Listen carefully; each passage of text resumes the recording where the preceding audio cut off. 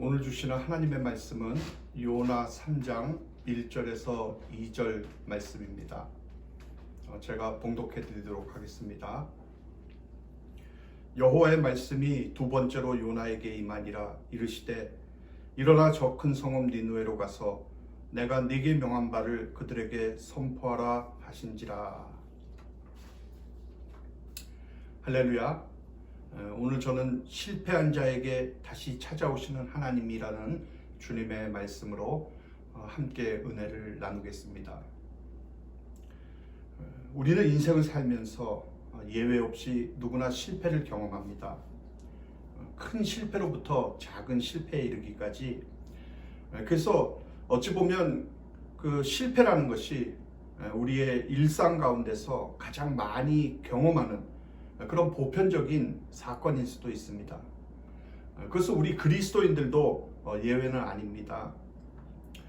내가 매일매일 말씀을 읽고 일정한 시간을 정해서 기도 생활을 해야겠다라는 그런 결심을 하지만 우리는 언제나 이런 일들에 실패를 합니다. 또 어떤 일에 대해서는 요나처럼 하나님 말씀에 대한 불순종으로 인해서 내 뜻대로 인생을 살려고 하다가 큰 실패와 고난을 경험하기도 합니다. 사실 인생에 있어서 대부분의 그 큰 실패와 고난의 경험을 우리가 한번 뒤돌아보면 우리의 고집 또 우리의 아집 때문에 하나님과 상관없는 인생을 우리가 살다가 그런 고난과 실패를 경험하는 경우가 많이 있는데, 그럴 때 우리는 이런 질문을 하나님께나 혹은 자기 스스로에게 던질 수가 있을 것입니다. 하나님을 거절하고 내 마음대로 인생을 살았는데 하나님이 나를 다시 받아주실 수가 있을까?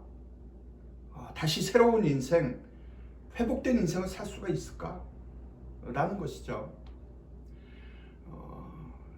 그 답은 다시 회복될 수 있고 다시 일어설 수 있다라는 것입니다. 왜냐하면 우리는 오늘 본문의 요나의 모습을 통해서 하나님 앞에 불순종한 결과로 넘어지고 실패했던 이들을 우리 하나님이 어떻게 다시 일으켜 주시고 회복시켜 주시는지에 대해서 말씀을 해주시고 있기 때문입니다. 오늘 요나서 3장은 인류 역사상 전무후무했던 부흥의 역사를 기록해 놓았습니다. 그 당시 가장 큰 나라였던 아시리아의 수도 니느웨에서 임금으로부터 한낱 미물인 짐승에 이르기까지 모든 자들이 하나님 앞에 통회에 자복하며 온 도시가 갱신되었던, 완전히 뒤집혔던 그런 대부흥이었습니다. 여러분, 이 부흥은 모든 사람들이 원하는 세상의 그런 모습이 아닌가 생각을 한번 해봅니다.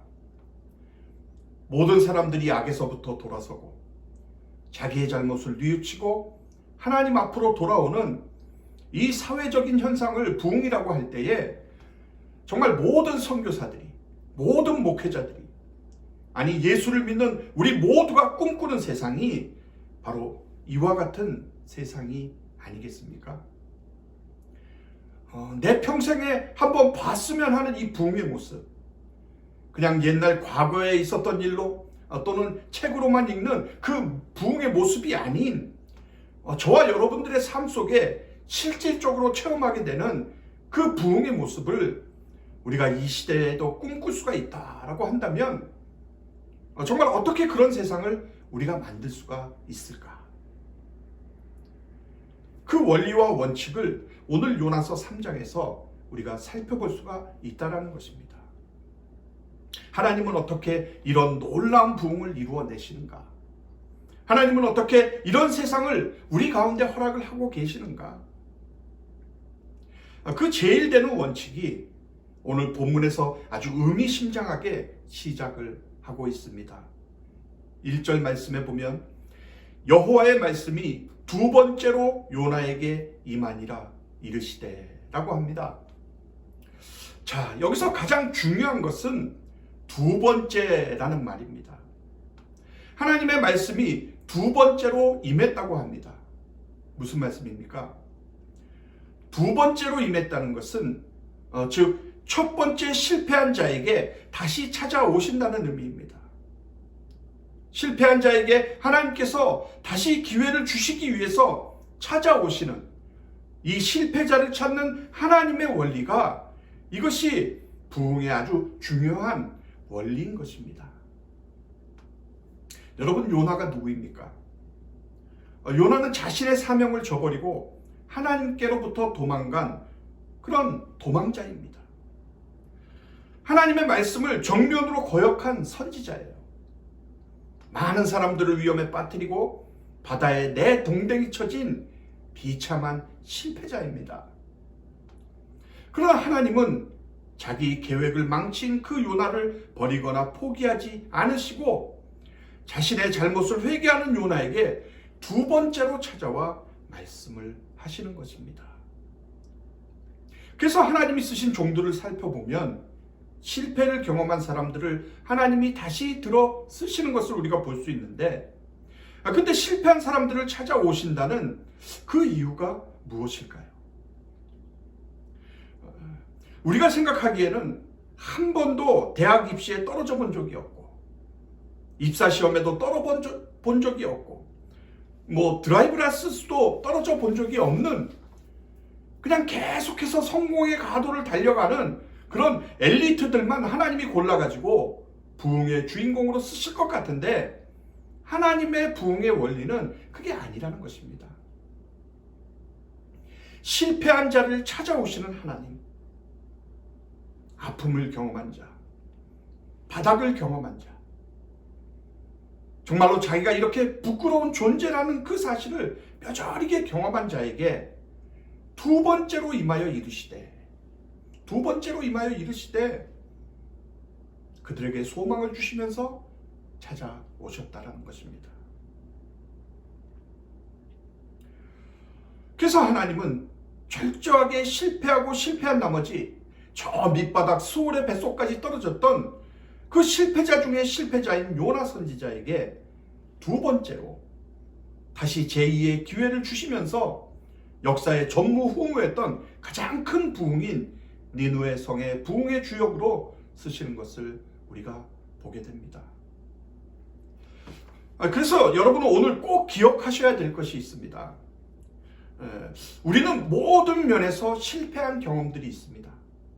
한 번도 실패를 경험해보지 못한 분들은 없을 거라고 저는 생각을 합니다. 그 실패가 너무 부끄러워서 숨기고 싶을 거예요. 누가 그걸 들추는 것조차 싫을 겁니다. 교회에 새로 왔는데 어디에 사는 분이냐, 뭘 하시다 왔느냐, 이런 거 얘기하기가 싫어서 등록을 안 하고 다니시는 분들도 참 많습니다. 왜죠? 자기의 과거를 이야기하는 게 싫은 거예요. 실패한 그 과거를 들추기가 싫은 겁니다. 그런데 하나님은 실패한 자에게 다시 찾아오시는 하나님이십니다. 필요하다면 10번이든 100번이든 다시 찾아오시는 하나님. 그래서 여러분의 실패는 다른 사람들에게 생명을 주는 원천이 될 수가 있다는 사실을 여러분들 꼭 기억하시기를 바랍니다. 무슨 말씀입니까? 여러분의 실패와 여러분의 상처를 하나님이 쓰신다는 거예요. 여러분, 하나님의 종들을 보세요.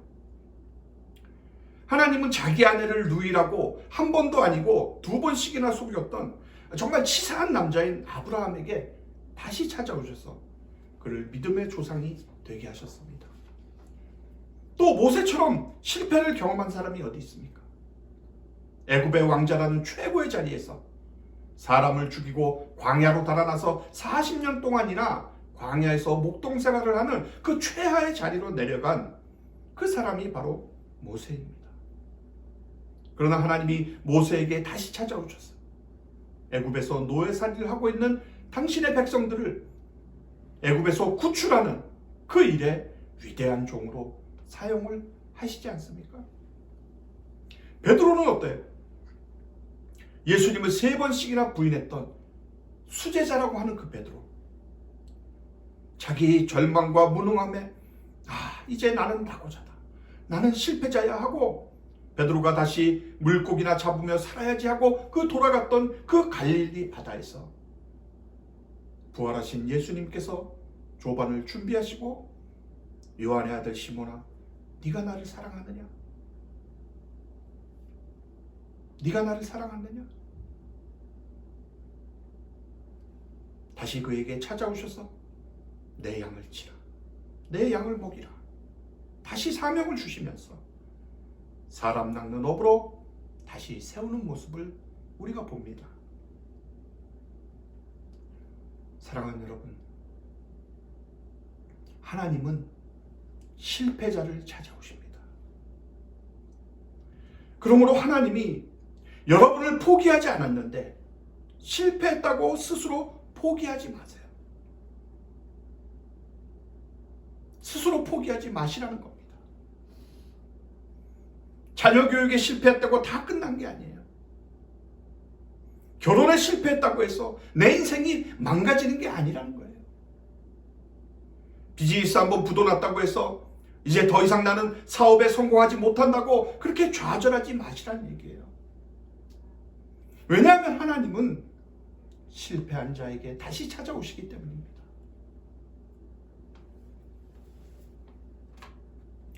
우리가 남보다 많이 가진 것을 은사라고 하는데 실패도 남보다 많이 했으면 은사예요.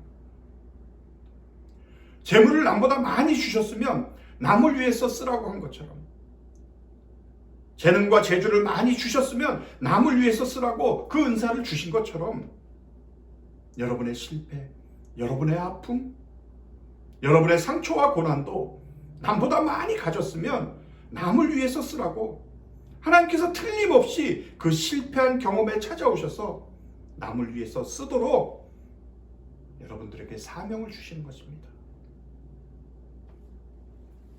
여러분, 우리가 건널목에서 스탑사인 가지고 자원봉사 하시는 분들을 많이 보지 않습니까?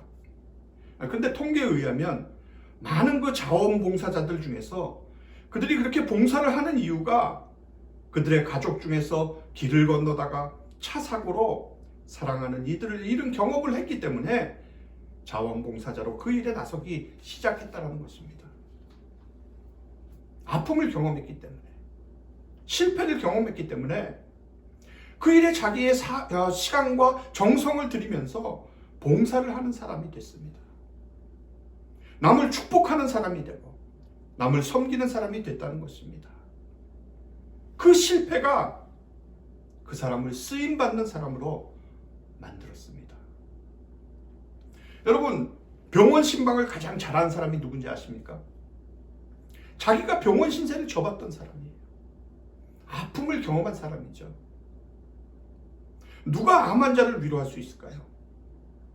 암 투병 중에 회복된 그 아픔을 아는 사람이 가서 손을 붙잡고 형제님, 자매님, 이제 괜찮아질 겁니다. 하나님께 기도하세요. 나도 그랬거든요. 그러면 힘을 받는 거예요. 한마디로 끝나는 거예요. 그 아픔을 경험한 사람이 그냥 손만 붙잡아도 위로가 되는 겁니다.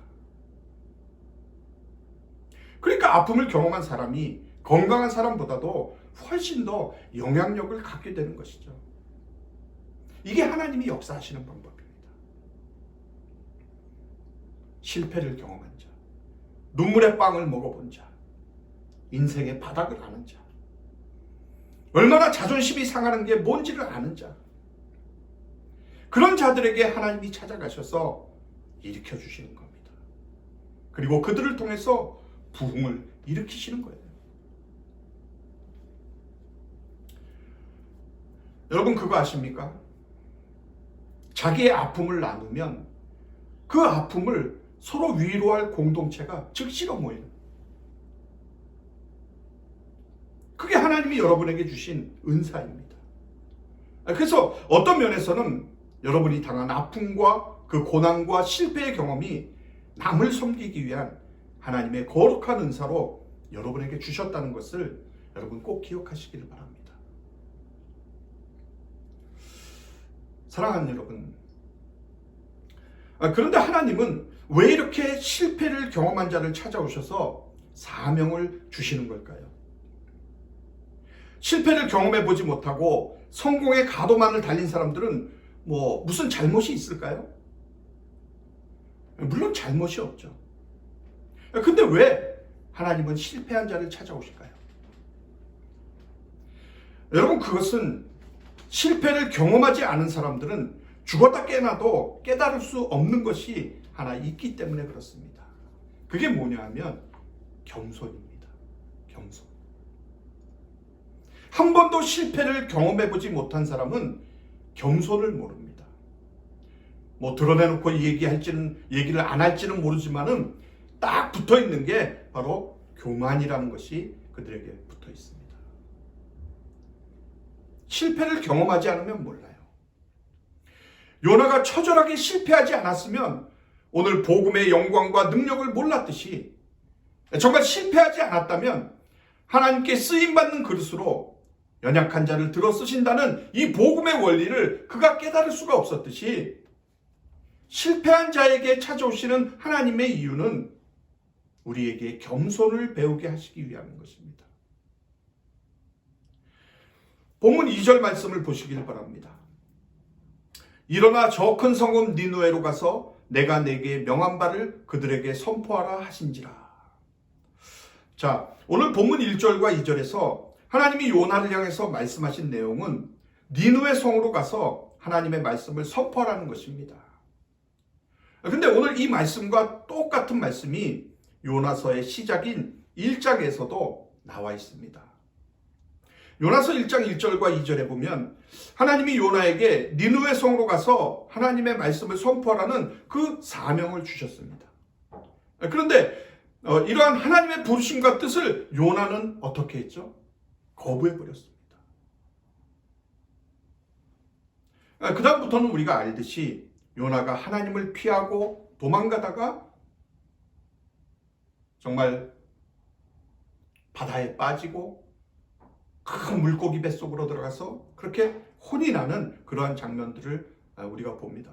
근데 오늘 본문 3장에서 요나에게 하나님이 다시 1장에서 주신 말씀과 똑같은 말씀을 주신 것은, 그것은 무슨 이유인가 하면은 요나를 향한 소명과 부르심이 취소되거나 변경되지 않았음을 알려주시는 것입니다. 비록 요나가 하나님 앞에 불순종의 범죄를 저질렀지만, 그래서 징계를 받았지만 하나님은 요나를 포기하거나 버리지 않으시고 두 번째 기회, 새로운 기회를 허락하여 주신 것입니다. 여러분, 실수가 없는 사람, 실패가 없는 사람은 존재하지 않습니다. 하나님 앞에 범죄하지 않은 인간은 존재를 하지 않습니다. 그래서 우리는 정말 하나님 앞에 솔직해져야 됩니다. 하나님은 완전한 사람, 완벽한 사람을 부르셔서 하나님의 일을 맡기시는 분이 아니에요. 정말 하나님이 원하는 사람은 자신의 연약함과 자신의 죄악됨을 인정하고 겸손하게 하나님 앞에 나와서 하나님을 의지하는 사람입니다. 그래서 하나님 앞에서는 의로운 척, 잘난 척, 깨끗한 척을 할 필요가 없습니다. 우리의 모습은 모두 하나님 앞에 불순종한 요나의 모습과 똑같기 때문에 그렇습니다. 중요한 것은 그럼에도 불구하고 하나님이 우리를 포기하거나 버리지 않으신다는 사실입니다. 그래서 아무리 능력이 있어도 교만한 자는 하나님이 쓰시질 않습니다. 아무리 가진 것이 많아도, 아무리 성공가도를 달리는 분이라 할지라도 교만한 자는 하나님이 안 쓰세요. 여러분, 왜 내 주위에 사람이 없습니까? 왜 친구가 없어요? 교만해서 그렇습니다. 교만해서. 실패를 안 해봤기 때문에 그렇고, 대부분은 자기의 실패가 창피해서 나누지를 않아서 그렇습니다. 얘기를 하면 내가 너보다 못한 것 같아서 정말 굴욕스러워서 얘기를 못하고 항상 잘난 척을 합니다. 그래서 항상 잘 나가는 것처럼 얘기를 하고 모든 일에 성공한 것처럼 뻑입니다. 세상에서 제일 똑똑한 척을 해요. 그래서 친구가 없는 겁니다. 그런 사람에게 누가 가까이 가겠습니까? 그런 사람에게 무슨 대화를 하려고 하겠습니까? 그러나 자기의 아픔, 자기의 약점, 자기의 실패를 나누기 시작하면 주위에 친구가 몰려들기 시작합니다. 겸손한 사람이기 때문에 사람들이 다가가기 시작하는 겁니다. 이것이 바로 하나님께서 원하시는 청지기로서의 섬기는 그 영향력이 비로소 시작이 되는 것입니다. 그것이 바로 부흥을 이루시는 하나님의 원칙인 것입니다. 여러분, 그래서 하나님께서 요나를 대하시는 모습을 우리가 가만히 살펴보면 하나님은 니느웨의 복음을 전하는 것, 니느웨의 하나님의 말씀을 전하는 것도 굉장히 중요한 일에 정말 하나님의 관심사 중에 하나지만 하나님의 또 하나의 관심은 바로 요나 그 자신에게 있다는 것을 우리가 알게 됩니다. 여러분, 하나님은 하나님의 뜻을 거부하고 도망치는 요나를 다시 불러서 일을 시키는 것보다 정말 다른 선지자를 불러서 일을 진행하는 것이 더 편하실 수도 있습니다. 그렇잖아요. 그럼에도 불구하고 하나님은 끝까지 요나를 추격하셔서 그를 다시 제자리로 불러오십니다. 그것은 하나님이 요나가 필요했기 때문이 아닙니다. 요나에게 하나님이 필요했기 때문에, 요나에게 하나님이 필요했기 때문에 그런 것이에요.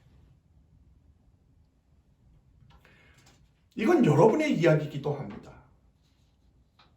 하나님이 여러분에게 왜 그렇게 관심을 가지시는지는 저도 여러분도 잘 이해하기가 어렵습니다. 하나님이 여러분의 무슨 도움이 필요해서 여러분에게 관심을 가지시는 것도 아니에요. 하나님이 여러분에게 관심을 가지시는 이유는 오직 하나입니다. 여러분에게 하나님이 필요하기 때문에. 그래서 이렇게까지 집요하게 여러분을 추적해 오시는 거예요. 오늘 이렇게 예배를 통해서, 말씀을 통해서 여러분을 만나시는 겁니다. 여러분에게 뭔가를 말씀하고자 하고 싶은 거예요. 그래서 요나 한 사람을 바꾸시려고 이렇게 큰 물고기를 동원하시고 큰 폭풍을 일으키시는 이런 힘든 일을 하고 계시는 것입니다. 왜 그렇죠? 그만큼 여러분이 하나님께 소중한 존재이기 때문에, 아들을 십자가에 죽이기까지 내어준 그 아들의 생명과 바꾼 그런 소중한 존재이기 때문에, 그래서 오늘 이 시간에 여러분을 향한 하나님의 계획을 여러분이 이제는 보셔야 됩니다. 왜 나입니까, 하나님? 왜 나죠? 더 믿음 좋은 사람도 있는데, 더 똑똑한 사람도 있는데, 더 능력 있는 사람도 있는데, 근데 하나님은 거기에 대해서는 아무런 대답을 안 하십니다. 여러분도 이해가 잘 안 되시죠? 다른 사람도 이해가 잘 안 돼요. 오직 하나님만이 그 답을 가지고 계십니다. 저는 이것이 저와 여러분을 향한 하나님의 사랑이라고 생각합니다.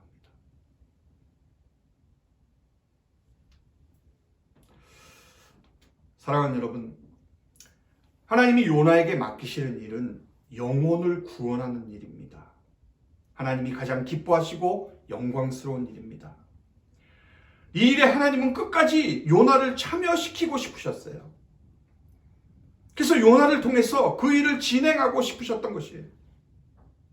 부모가 자신에게 좋은 것을 주고 싶듯이 요나에게 이 좋은 일, 영광스러운 일을 맡기고 싶으셨던 것입니다. 우리도 마찬가지예요. 하나님이 보실 때 우리는 정말 말을 잘 안 듣는 자식들입니다. 아버지가 소유하고 운영하는 그 영광스러운 기업을 자녀들에게 물려주려고 하는데 끝까지 아버지의 기업을 안 물려받고 내가 하고 싶은 것을 한다고 우기는 그런 철없는 자식들이 바로 우리들입니다. 그렇게 우리가 고집을 부리면서 자신들이 하겠다고 한 일의 결과가 무엇이에요? 결국 탕자처럼 돼지나 치고 쥐염 열매나 겨우 얻어먹는. 근데 하나님은 그분의 간섭도 싫고 그분의 영광의 기업도 싫다고 고집 부리던 우리들을 끝까지 포기를 하지 않으십니다.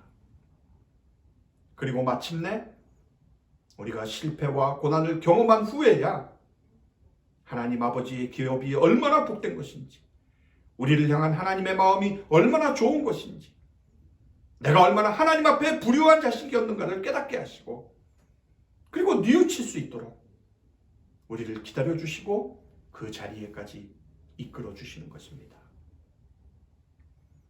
우리의 불순종에도 불구하고 다시 우리가 회개하고 주님 앞에 돌아오시기를 바라시는 그 하나님의 마음, 우리가 실패했음에도 불구하고 우리가 다시 회복하고 다시 주님의 말씀에 순종하기를 바라시는 그 아버지의 마음, 다시 한번 우리를 하나님의 영광의 기업에 물려받는 자녀로 세우시고 싶어 하시는 그 우리 하나님의 열심과 일하심이 있음을 여러분 기억하시기를 바랍니다. 그러므로 우리가 믿는 하나님은 우리의 실패의 자리에서, 불순종의 자리에서, 그곳에서 다시 우리를 부르셔서 다시 사명의 자리로 돌아갈 수 있도록 기다려주시고 인내해 주시고 정말 인도해 주시는 신실한 하나님이심을 여러분 믿으시기 바랍니다. 지금 우리의 삶에도 이러한 하나님의 은혜가 계속해서 부어지고 있다는 사실을 여러분 믿으시기 바라요. 우리는 모두 하나님 앞에 죄인 중에 죄인들이었습니다. 그러나 예수 그리스도의 십자가의 대속의 은혜가, 그분의 생명이 우리 안에 찾아와 우리를 변화시켰고 새롭게 하여 주셨습니다. 우리는 이제 예수님 안에서 새로운 피조물이 될 것입니다. 이 일은 우리가 한 것이 아니라 바로 하나님이 하신 것입니다. 사랑하는 성도 여러분,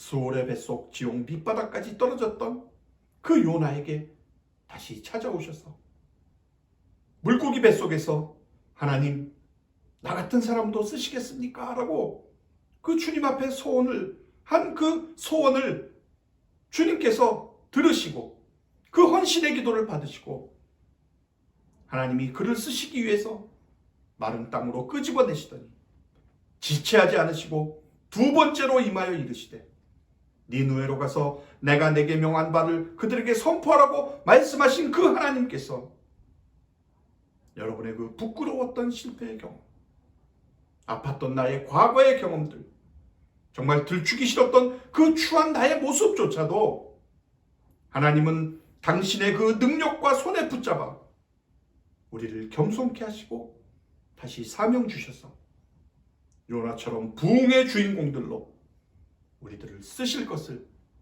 믿습니다.